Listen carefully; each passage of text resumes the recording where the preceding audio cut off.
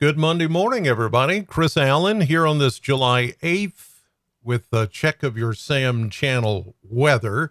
And it's all sponsored by Ace Hardware Marketplace.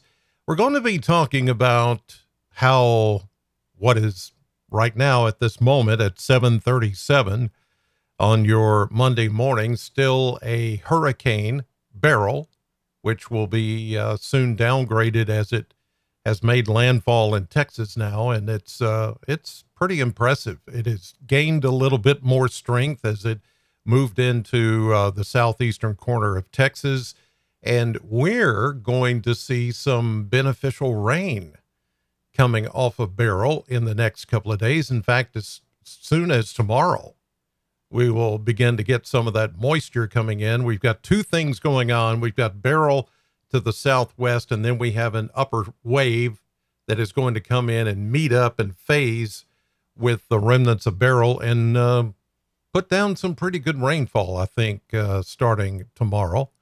Here's a look at the way it looks outside right now from the Plano cam. And we see clouds already on the approach this morning, but there's no rain around. It's all just a lot of cloud cover that is in advance of the both of those systems coming in. And then here's the look downtown from the AAA Systems live weather camera from Reservoir Hill, looking at those same clouds. We'll see a mix of clouds and sunshine today.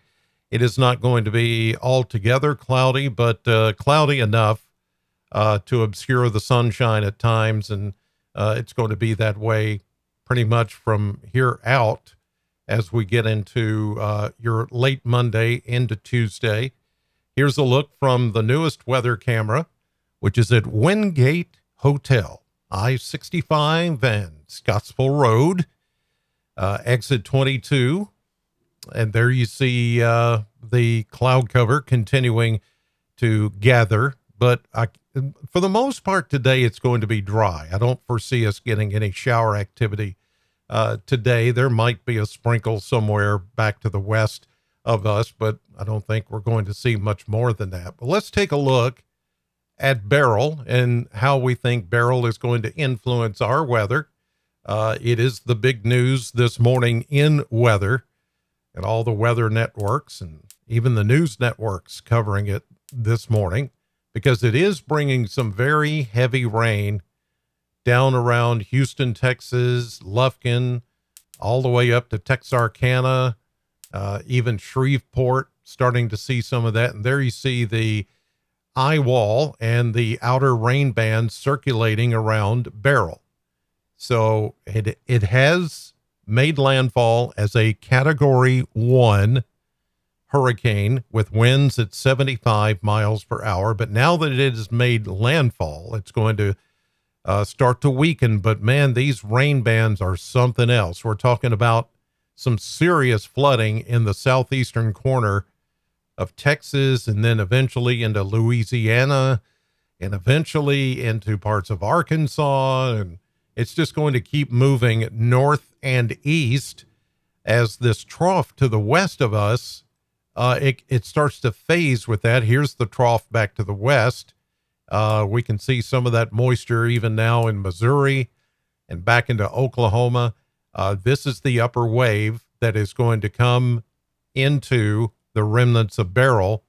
And as the two phase together somewhere over Arkansas and Missouri into late tonight and tomorrow, then it's all going to move right across western Kentucky, right along the Ohio River and the Wabash River. And that's going to squeeze out a lot of moisture for us. It'll be a windy day tomorrow and a rainy day. And there's even a threat because of the circulation coming off of Beryl. There's even a threat that we could see maybe a strong thunderstorm, a severe thunderstorm, possibly even a tornado.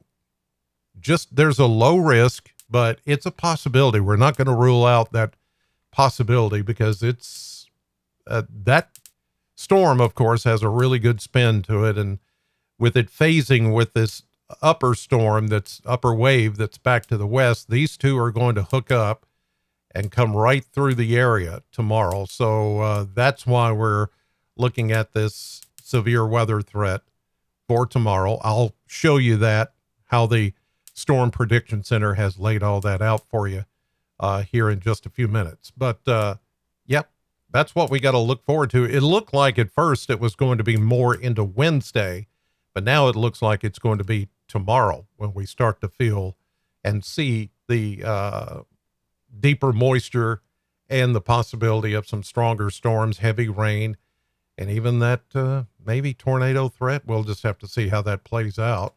Here's a look at the Kentucky Mesonet this morning, and we have temperatures under the clouds starting off in the 70s for the most part, and we can also feel some of the moisture and humidity coming back that was not there during the course of the holiday weekend, which was fantastic.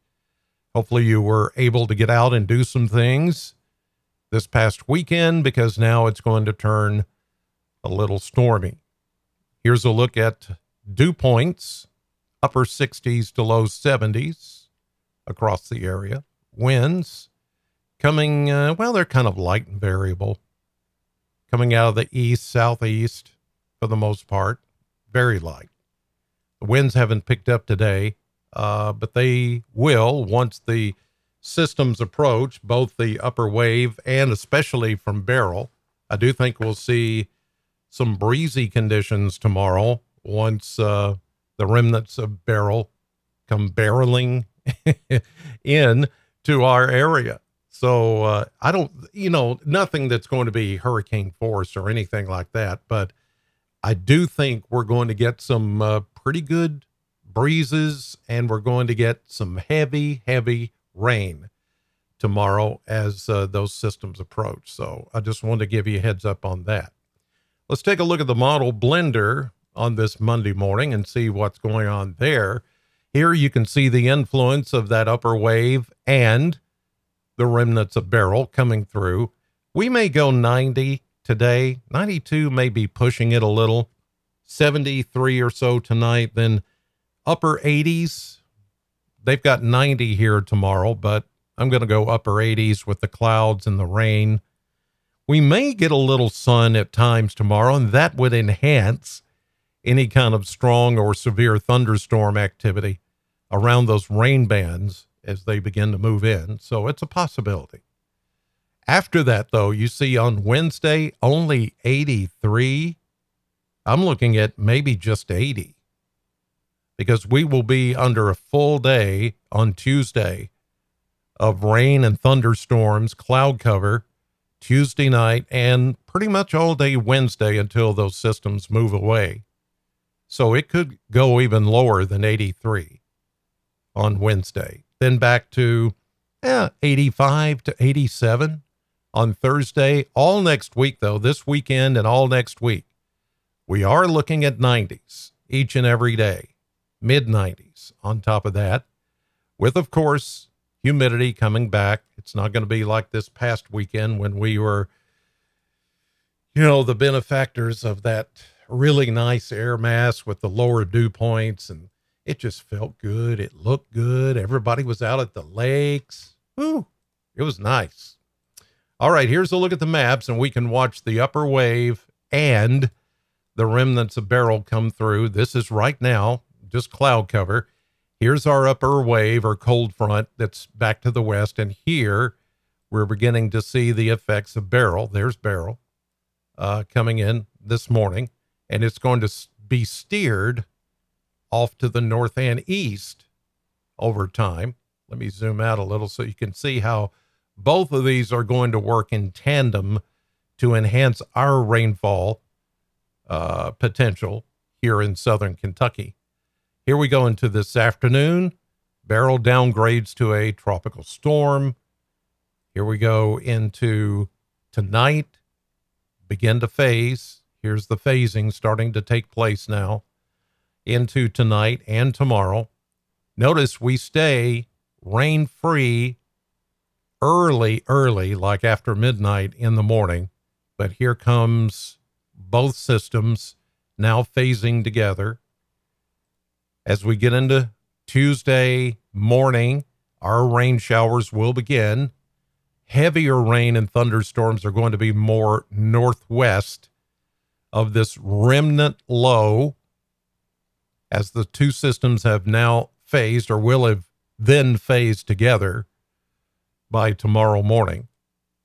Our heaviest rain will start to come tomorrow afternoon and evening. Now, as the remnant low moves through northeastern Arkansas, starts to get caught up in the upper flow, there's also a warm front that's going to pass through and go north of us. And it's then when we could see enough of a break in the rain to allow some sun to heat up the atmosphere. And that is when we could actually see the possibility of some severe storms.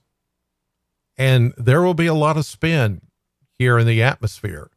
So if those storms get going with that spin, then yes, there could be a brief, small tornado somewhere in our area or around our area until that low pressure system moves off. So that's why we are now, and look at that negative tilt there as the system becomes a bit occluded, wraps around itself, keeps the rain in the forecast even Wednesday. Here we go into Wednesday evening into Thursday morning. We do begin to clear out. High pressure takes over. We see clearing, and not a bad day on Thursday, Friday, and actually Saturday and Sunday is just going to heat up again. Here's Saturday, here's Sunday. We're going to be back into the 90s through that time. So just, it's summer. Plan on that heat being back here in our area. Now, let me show you before I leave the severe weather threat for tomorrow. And it's not a big threat. It's just a threat. Okay. A possibility. And this is if we can get enough heating, daytime heating going on tomorrow afternoon, as the two systems have phased together and we get that spin in the atmosphere, then they've put us in a level 1 marginal risk down to Nashville, almost Memphis, and then along the Ohio River, southern Illinois, southern Indiana, southwestern Ohio. Pretty much all the state except for the far eastern part is under that level 1 marginal risk for the possibility of not only a severe thunderstorm, but also maybe a tornado. It's, again, it's not a high risk. It's not even that much of a low risk. It's a possibility. It's conditional. If everything comes together with the daytime heating and all that, and that system comes through like we think it's going to come through, then yeah, it's a possibility that we could see something out of that tomorrow. But we'll keep an eye on it, let you know. In the meantime, I'm on the radio right now.